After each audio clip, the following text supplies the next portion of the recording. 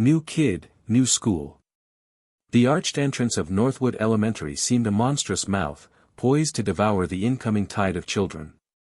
Maya Rodriguez gripped her lunch sack, the paper whispering under the damp pressure of her fingers. A riot of voices and echoing footfalls assaulted her ears, threatening to capsize her equilibrium. "Stand tall, Maya," her mother's voice echoed in her memory, "you carry strength within you." Finding her classroom, room 203, felt like navigating a labyrinth. Lockers banged open and shut, sneakers scuffed against the polished floors, and knots of students gossiped in hushed tones, their eyes darting nervously. Maya focused on the numerals affixed to each doorway, each successful identification a milestone on her daunting quest.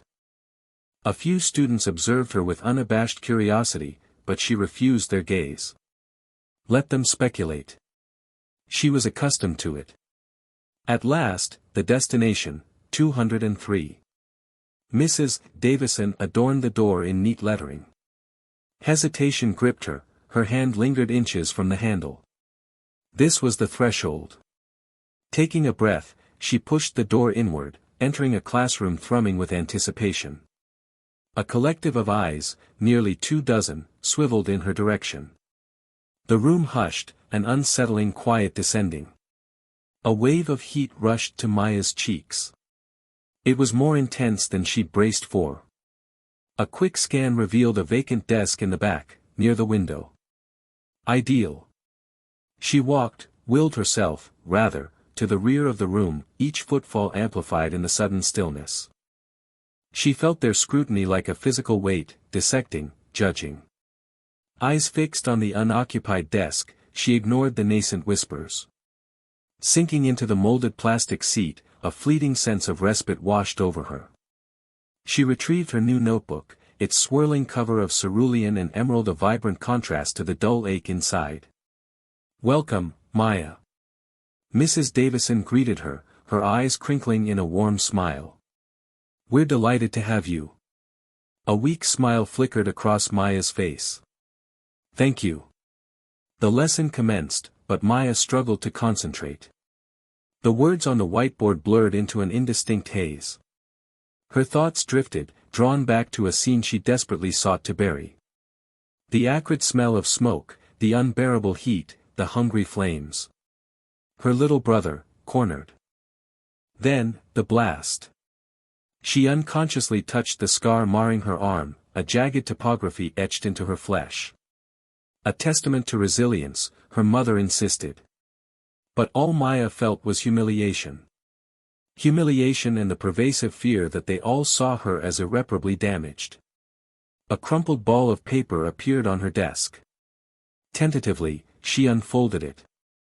Scrawled in clumsy lettering were 3 words, "What happened to you?"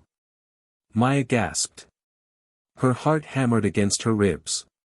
The fire. They knew about the fire. They all knew. Panic constricted her throat, choking off her breath. She crushed the note in her palm, her knuckles bone white. The bell's sharp peal shattered the tension. Students leaped to their feet, eager for release. Maya remained rooted to her chair, fear a paralyzing weight. This wasn't a clean slate. It was merely a continuation. New setting, same stairs, same hushed voices, same pity. She yearned to vanish. Art class and hurtful words. Ms. Evans, a whirlwind of tie-dye and infectious enthusiasm, clapped her hands. "All right, budding Picassos. This week, we're diving deep. Self-portraits. But not just any self-portraits. I want you to capture your inner landscape, your soul, on canvas." She gestured around the brightly lit room, filled with the aroma of linseed oil and possibility. Use color, texture, symbolism, anything that speaks to you. Maya chewed on her lip, her stomach twisting itself into knots. Self-portraits were her worst nightmare. How could she possibly translate the jumbled mess inside her onto a canvas, let alone expose it to the judging eyes of her classmates? She cautiously unpacked her meager art supplies, her gaze fixed on the blank canvas before her. The pristine white surface felt like a challenge, a dare. As everyone started sketching, Maya tentatively began outlining her face. She tried to focus on the curve of her cheek, the shape of her nose, anything but the jagged lines that crisscrossed her arms and chest. She wore long sleeves, even in the warm classroom, but today, her anxiety was winning.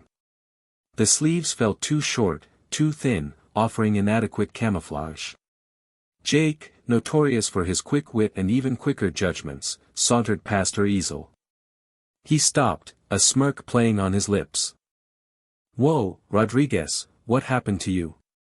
Did you lose a fight with a lawnmower?" He snickered, and a couple of his cronies nearby joined in. Maya froze, her hand clenching around her charcoal pencil until it snapped. The blood drained from her face, leaving her skin clammy. She wanted to disappear, to melt into the floor and never be seen again. Her breath hitched in her throat, and the carefully constructed wall she'd built around herself threatened to crumble. She didn't meet Jake's gaze, focusing instead on the broken pencil shards scattered on her workspace.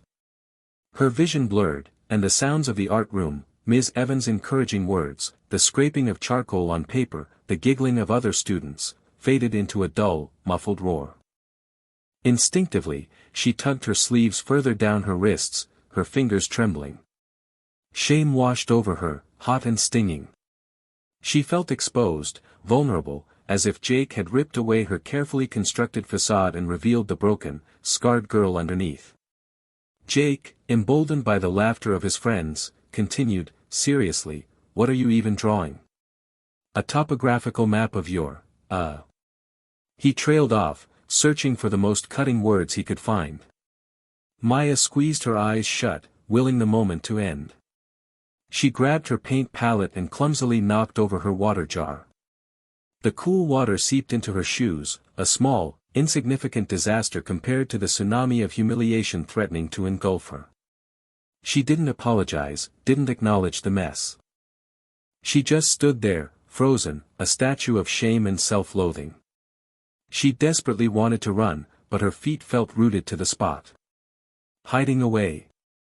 The long-sleeved cotton was a stifling blanket against Maya's skin, a cruel joke played by the lingering September heat. Each brush of fabric against her felt like a pointed accusation, a flimsy curtain she prayed would conceal her. Beneath, the scars throbbed with phantom fire, threatening to betray her secret to the judging eyes around her. Shoulders hunched, she tried to melt into the river of students surging down the hall. Locker combination. Right, past 20. A nervous skip to the left, close to 30. Right once more, settling on 5. The practiced sequence was a tiny, solid raft in a turbulent emotional sea. Grabbing her history text, its cardboard cover rasped against her palm. The cafeteria was a jarring symphony of clanging metal, raucous voices, and echoing calls. A greasy aroma of cheap pizza clung to the air like a shroud. Maya's stomach churned, she detoured, seeking refuge in the hushed sanctuary of the library. Cool air and the comforting aroma of aged paper and glue offered a fragile peace. Tucked away between towering biography shelves, she found a secluded table. Her lunch, a plain turkey and cheese sandwich, sat untouched as she opened her history book, yearning to lose herself in tales of bygone eras. Yet the words swam before her eyes, the oppressive weight of the shirt, the imagined stares, crushing her spirit. Appetite vanished, she merely toyed with her sandwich. Outside, the joyous cries of children playing tag floated through the open windows.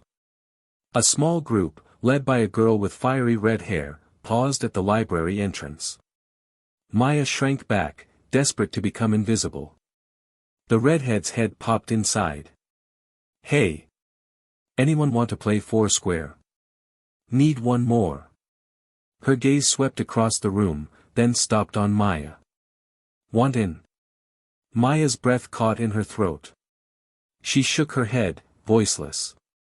"No, thanks. I'm reading." The words were barely audible. A flicker, something indecipherable, crossed the girl's face. Was it disappointment? Pity? Maya couldn't decipher it. "Okay," she replied, her tone regaining its former brightness. Maybe later. And then she was gone, her laughter receding as she rejoined her friends. The image of the girl's open, welcoming face stayed with Maya as she closed her book. A longing stirred within her. A desire to participate, to be ordinary. But the fear, the ever-present threat of exposure, kept her chained. She tugged the sleeves further down, concealing her hands entirely, and wished, with all her might, for the gift of invisibility. A teacher's kindness. The charcoal stick felt foreign in Maya's hand.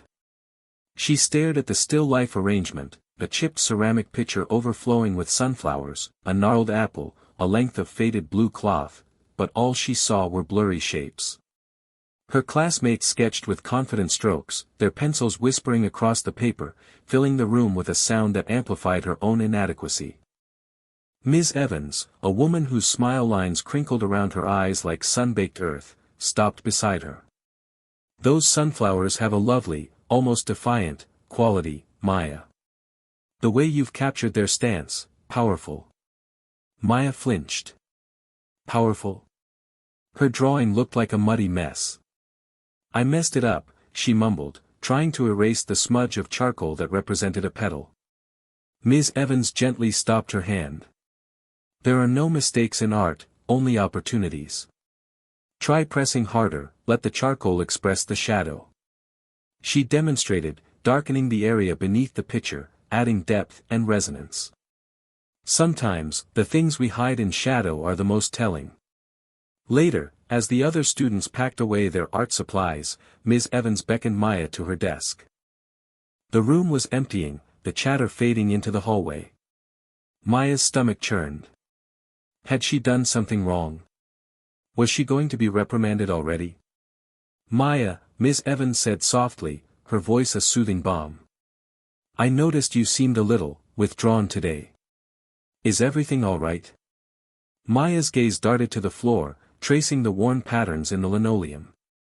I don't know," she whispered, the word catching in her throat.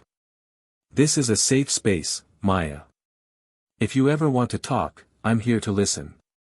Ms. Evans paused, her eyes filled with a warmth that cut through Maya's defenses. Art can be a powerful way to express things when words fail. Don't be afraid to let your feelings flow onto the paper. A tear escaped, tracing a path down Maya's cheek. She quickly wiped it away. "Everyone stares," she blurted out, the words tumbling out like a dam had broken. "They look at my arms. They whisper." Ms. Evans didn't flinch. She didn't offer empty platitudes. She simply nodded, her expression filled with understanding. "I can only imagine how difficult that must be," she said.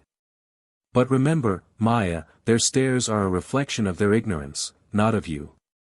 You are so much more than what happened to you." She reached across the desk and gently placed a hand over Maya's. It was a small gesture, but it felt like a lifeline.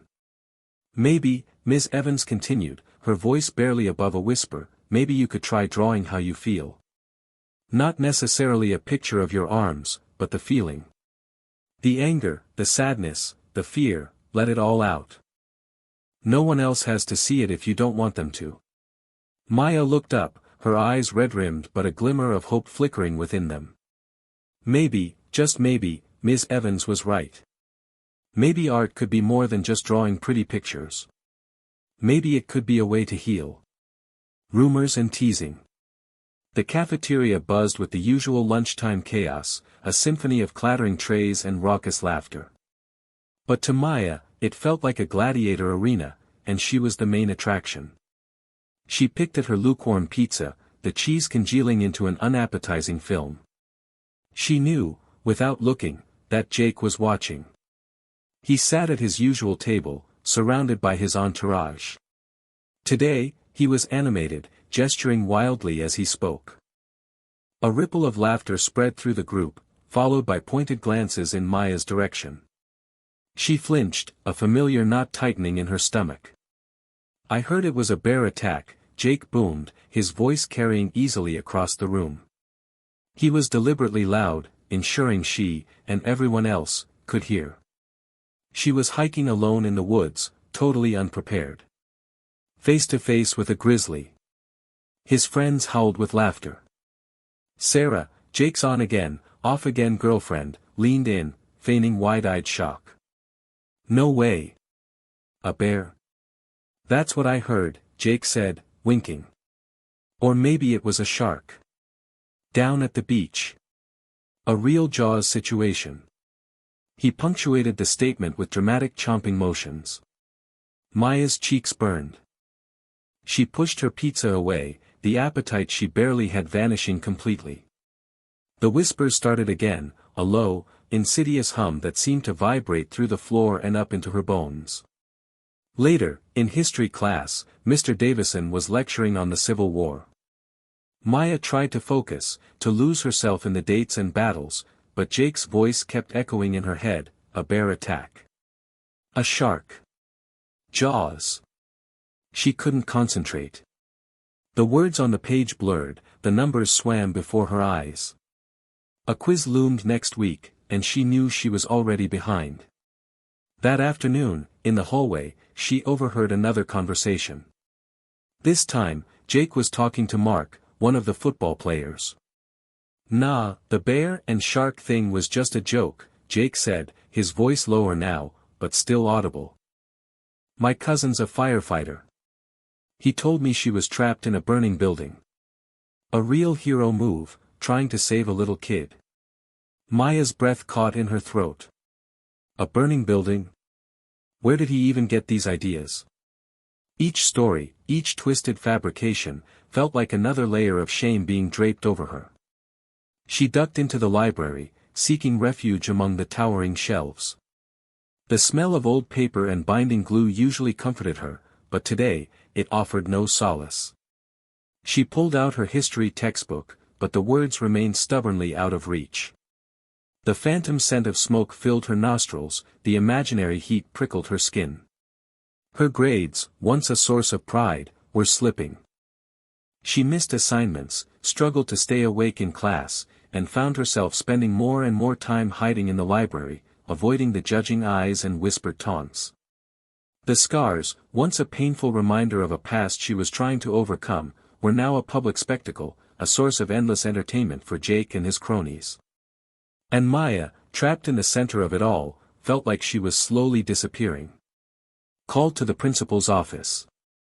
The summons blared from the intercom, Mrs. Davison's voice a monotonous drone, Maya Rodriguez, Principal Thompson's office. A cold fist clenched around Maya's stomach. Had her clumsy fall in the cafeteria been witnessed? Or had her secret, that all-consuming dread, been unearthed? Heat flooded her face as she clutched her battered textbook, its cover hanging by a thread. Every gaze in the room seemed to bore into her as she navigated the silent space between desks, a harrowing walk of unspoken judgment. The principal's secretary, her face etched with warmth and a halo of silver curls escaping her updo, offered a small, reassuring smile. He's expecting you, dear. Go right in. Inside, Principal Thompson's office defied expectation, radiating a surprisingly inviting atmosphere. A well-worn leather armchair sat nestled in the corner, and a gleaming red model fire engine caught the afternoon light from his desk. A substantial man, his face bore the map of experience, his eyes held an unexpected gentleness. He motioned towards a chair. Maya, thank you for coming. Please, have a seat. He was direct, a trait Maya appreciated. She perched tentatively, her hands knotted in her lap. Leaning back, his gaze held hers, steady but not intrusive. I've observed that you've been subjected to some undue attention. Maya's breath caught. He knew. The truth hung in the air, heavy and undeniable. Shame, a bitter poison, coursed through her. I'm not sure what you mean, sir. The lie left a metallic tang. He steepled his fingers. Maya, I'm not oblivious. I see the whispers, the way people stare. But I also see a resilience in you. I spent 20 years as a firefighter, witnessed my fair share of difficult situations. I recognize inner strength. He paused, his gaze softening further. I've also noticed the marks you carry.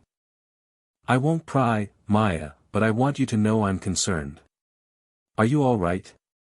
Is someone hurting you? Hurt. The word felt inadequate, a pale descriptor for the long years of torment, the searing pain, the constant reminders etched onto her skin. Still, hurt? Perhaps. Tears threatened, but she resolutely suppressed them. Trust was a dangerous vulnerability, a luxury she could not permit. How could she possibly convey, to this relative stranger, the conflagration that had ravaged her life? The inferno that had reduced her to ash, leaving her scarred and isolated? I'm fine, she managed, her voice a mere breath. Just, fine. Principal Thompson maintained eye contact, his expression inscrutable. He saw through her facade. The silence expanded, thick and oppressive, broken only by the measured ticks of a grandfather clock in the corner. At last, he sighed. All right, Maya. But this door is always open to you. Always. If you need anything, at all, you come to me. Do you understand? She nodded, her throat constricted. No, she didn't. Why this unexpected kindness? It defied logic. People didn't offer solace, they offered judgment. As she rose to leave, he added, Maya, remember this. Scars aren't deficits. They're chronicles. They're a testament to your endurance. She offered no response, simply turned and fled, the weight of his words a palpable burden. Endurance. What did he understand about that? A hero's story. Maya twisted the hem of her worn-out sweatshirt, the fabric bunching into a tight knot in her trembling hands.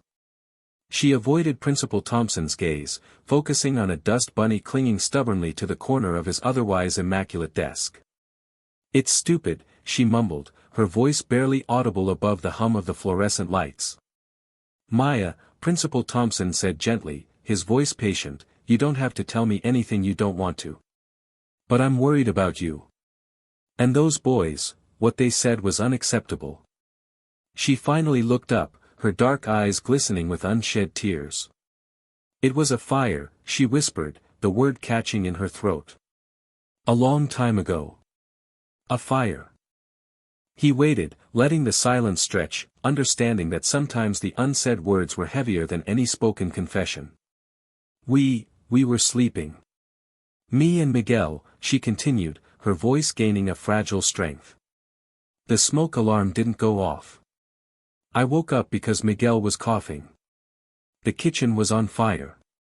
She paused, her breath hitching. I couldn't see anything. Just, orange and black. She closed her eyes, and Principal Thompson could see the memory playing out behind her eyelids. He remained silent, offering only his unwavering attention. Miguel was little, only 4. He was screaming. I found him under the table. I picked him up, but the doorway was blocked by flames. The only way out was the window. Her voice broke completely. I had to break the glass. I wrapped him in a blanket, but it wasn't enough. She reached into her backpack, rummaging until she pulled out a faded photograph. She handed it to Principal Thompson, her fingers brushing his for a fleeting moment. The picture showed a young girl, no older than 10, her face bandaged and scarred, holding a small boy, similarly bandaged, but smiling weakly. That's Miguel, she said, her voice thick with emotion. And me. After. He was okay. He doesn't remember much. Principal Thompson studied the photograph, the grainy image capturing a moment of resilience amidst unimaginable pain. He saw the raw courage in the girl's eyes, the unwavering determination to protect her brother. He looked up at Maya, seeing not the scars that marred her skin, but the strength that radiated from her soul. He cleared his throat, his voice unusually husky. Maya, he said, carefully placing the photograph back on the desk. Do you know what a Medal of Honor is? She shook her head, confused. He opened his computer, his fingers flying across the keyboard. He navigated to a specific page, then swiveled the screen so Maya could see it. It was an official document, a citation. It detailed the events of the fire, Maya's bravery, her selflessness. It spoke of a heroic act of courage above and beyond the call of duty. It ended with the words, "For conspicuous gallantry and intrepidity at the risk of her life above and beyond the call of duty." Beneath the citation was a picture of a young girl, receiving a medal from the governor. A girl with familiar scars. Maya stared at the screen, her eyes wide with disbelief. She hadn't known. She'd only known the pain, the stares, the whispers. She never understood the medal, just hid it away. Principal Thompson looked at her, his gaze filled with a profound respect. "You, Maya Rodriguez," he said softly, "are a hero." The assembly. The gymnasium reeked of nervous sweat and floor wax. Maya hunched in the bleachers, trying to become invisible. Her palms were slick, her breath shallow. She picked at a loose thread on her jeans, a frantic, repetitive motion mirroring the turmoil inside her. Principal Thompson, a man usually radiating calm authority, stood stiffly at the podium, his face unusually grave. The microphone squealed, causing a wave of winces to ripple through the student body. "Good morning," he began, his voice amplified, echoing off the basketball hoops and faded banners. "We're here today for a special assembly." Jake Miller, 2 rows ahead, shifted restlessly, nudging his friend, Kyle. He stifled a yawn. "Bet it's another lecture about hallway passes." Kyle snickered. Jake caught Maya's eye. He smirked, but quickly looked away. There was something different about her today, a fragility that momentarily punctured his bravado. Principal Thompson cleared his throat. "This isn't about hallway passes. This is about courage. About selflessness. About one of our own." He paused, his gaze sweeping over the sea of faces. "Many of you are aware of the fire at the Peterson house last week." A murmur went through the crowd. Maya flinched, the thread snapping in her fingers. "What many of you don't know is the extent of one student's bravery that night." Principal Thompson's voice gained strength.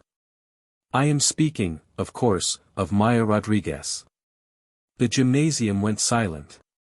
Maya's head snapped up, her eyes wide with disbelief and something akin to terror. All eyes turned to her. She wanted to disappear. "Maya," Principal Thompson said, his voice softening slightly. "Would you please come forward?" She hesitated, then slowly, reluctantly, pushed herself to her feet. The bleachers seemed miles high. Each step down was an agonizing exposure. She could feel Jake's gaze, hot and heavy on her back. When she reached the floor, Principal Thompson held out a hand. She took it, his grip surprisingly firm. He led her to the podium. "I have here," he said, holding up a crisp, official-looking document, Maya's Medal of Honor citation. "I am going to read it aloud." He adjusted his glasses and began to read. The words, formal and precise, painted a vivid picture. Disregarding her own safety, entered the burning residence, located 2 children trapped on the 2nd floor, carried them, one by one, through intense flames and smoke, suffering severe burns in the process, exhibited extraordinary heroism, saving the lives of. Jake stared at Maya, his face draining of color. The words slammed into him, each syllable a hammer blow. He remembered his cruel jokes, the casual dismissals. Shame washed over him, a bitter tide. Kyle, beside him, was equally stunned, his mouth agape. Principal Thompson finished reading, his voice thick with emotion. The gymnasium remained silent for a long moment. Then, a single clap. Then another. And another. Soon, the entire school was on its feet, applauding. Maya stood frozen, her face pale, the noise a deafening roar. It was everything she'd ever wanted, and everything she dreaded. Acceptance and forgiveness. The weight of Principal Thompson's words pressed on Jake like a physical burden. He hadn't slept, images of Maya's quiet strength flashing behind his eyelids. He pictured the medal, the citation, the sheer courage it represented. His own actions felt smaller, meaner, than ever. He had to do something. The cafeteria hummed with the usual lunchtime chaos, a cacophony of chattering voices and clattering trays. Jake spotted Maya sitting alone at a table near the window, her head bent over a book. He took a deep breath and walked toward her, his palms sweating. "Maya," he said, his voice barely audible above the din. She looked up, her eyes wary. He noticed the way she instinctively flinched, a tiny movement that spoke volumes. He swallowed. I wanted to apologize. For everything. For being a jerk, for making fun of you. I didn't know. I didn't understand." His words felt clumsy and inadequate, a paltry offering compared to the pain he'd caused. He waited, bracing himself for her rejection. Maya regarded him silently for a long moment, her expression unreadable. Then, she closed her book and placed it on the table. "Thank you, Jake," she said softly. "I accept your apology." There was a weariness in her voice, but also a hint of something else, hope, perhaps. Relief washed over him, so potent it almost buckled his knees. "Is there anything I can do?" She shook her head slightly. "Just, be kinder. To everyone." The next day, something shifted at Northwood Elementary. It started subtly. A few kids who used to snicker when Maya walked by now offered her tentative smiles. Someone anonymously left a bouquet of wildflowers on her desk. During recess, a group of girls asked her to join their jump rope game. Jake, too, made a conscious effort. He started sitting near Maya in class, offering her help with assignments. He learned about her love for animals, her dream of becoming a veterinarian. He saw a spark ignite within her, a confidence that had been dimmed but not extinguished. One afternoon, Mrs. Davison, the art teacher, announced a school-wide project, designing a mural celebrating courage and resilience. Immediately, students began suggesting images of Maya, her story becoming a powerful symbol of overcoming adversity. Maya, initially hesitant, eventually agreed to participate, her ideas shaping the mural's vibrant colors and hopeful imagery.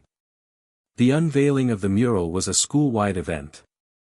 Maya stood beside Principal Thompson, her cheeks flushed with pride. As the applause thundered around them, she looked out at the faces of her classmates, her friends. The scars on her arms still remained, a testament to her past, but they no longer defined her.